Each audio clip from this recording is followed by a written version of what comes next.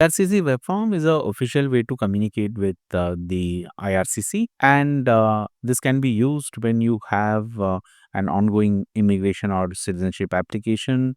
You want to check application status, you want to update something about your application, such as change of address, document, correcting information. Also, if you're facing any technical issues, this is the form which you will be using.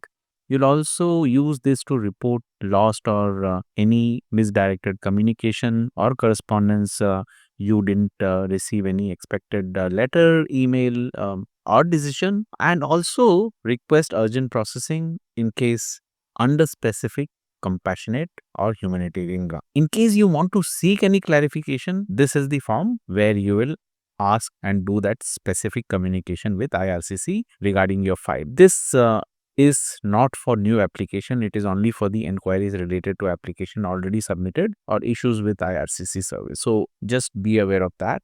Once you're on this page, you see what's your question. Other section, click on continue to form. Again, click on continue to form. Here you will enter your first name, last name, email address, confirm your email address, your date of birth from this drop down, and then you will enter your question in detail. You have 1500 words, which also include the spaces. So once you enter in detail what your question is, click here, I have read and understood, and then review your question. Here you can see once every detail is filled, your first name, last name, everything is shown, title is shown, and then it shows that it is protected B. Then once you come down, email address, date of birth, and the inquiry what you have filled, everything you are able to see.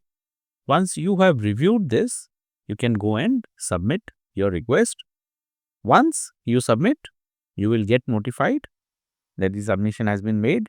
You will not get any email on this, just this notification that the question has been received, and this is the communication you will have. Just wait for the response.